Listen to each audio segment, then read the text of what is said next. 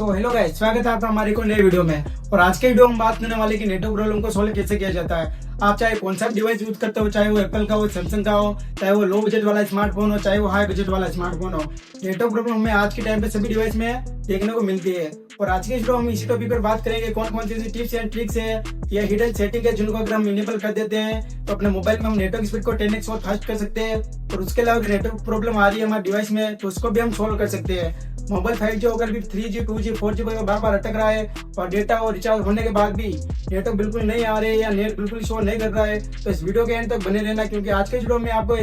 तीन ऐसी hidden setting बताऊंगा जिनको आप इनेबल कर देते हो तो आप अपने मोबाइल में 90% अपने मोबाइल की नेटवर्क प्रॉब्लम को सोल्व कर सकते हो।